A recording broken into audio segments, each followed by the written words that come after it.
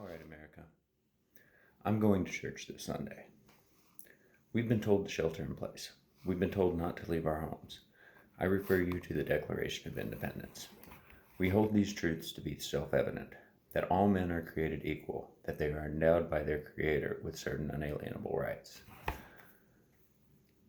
We don't always see all men as being equal. While they tell you to social distance and they tell you to stay at home, they stand on stage with 6 or 8 other people in close proximity as if they are immune.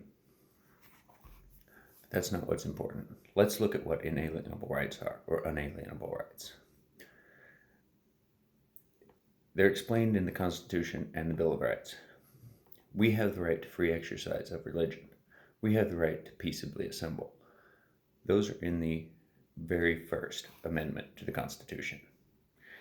Some might say that the federal government is not taking away these rights, that there's no problem as long as the infringement comes from the state and local level. I say that these people do not understand the phrase unalienable rights and endowed by our Creator. This means, in unalienable, that they cannot be taken away by anyone. These are your God-given rights. No one, not state, local, or personal, has the right to violate your rights. If you need further proof, maybe if you're an atheist or something, this is explained in the 10th Amendment. You never hear about this one in school. The powers not delegated to the United States by the Constitution, nor prohibited by it to the states, are reserved to the states respectively, or to the people. It's a little confusing, so let's break it down. In the middle clause, it's the middle clause that we're interested in. It says that there are powers prohibited to the states by it. It, going back to the first clause, refers to the Constitution, which includes the Bill of Rights, as those are amendments to the Constitution.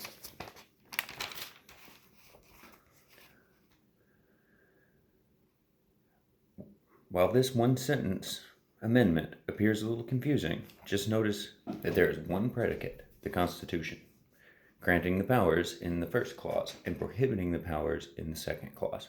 The Founding Fathers really knew their English. So the states and all the municipalities inside the states are prohibited from violating your God-given rights by law.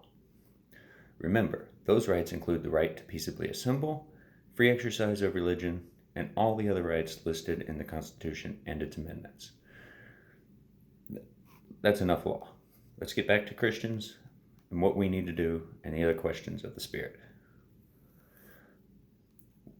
We are told to submit to authority.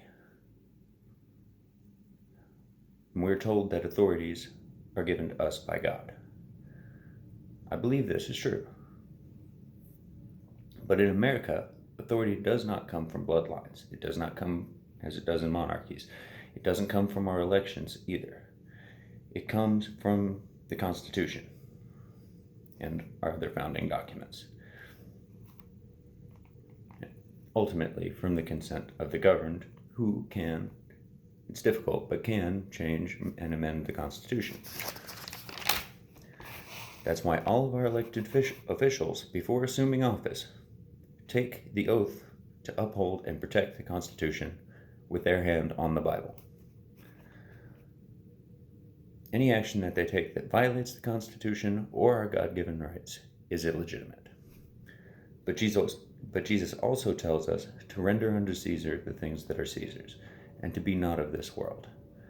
I'm not telling anyone what to do this Sunday or any day, but to tell me not to go to church on Easter is a step too far.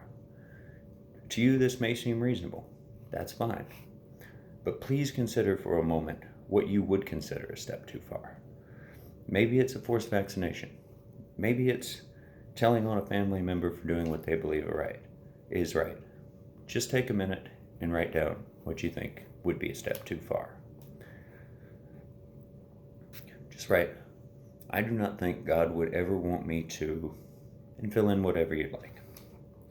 They like to boil the frogs slowly so that they don't react. One day, and I hope this day never comes, you may be called upon to violate what you write down today. When that day comes, remember what I'm telling you now. Peace and security comes from God and God alone. To violate your principles, expecting peace and security from anyone or anything else, is blasphemy. If you agree with anything I've said here today, please like and share this video. It is critical we consider all of our decisions in the light of God's will in these trying times.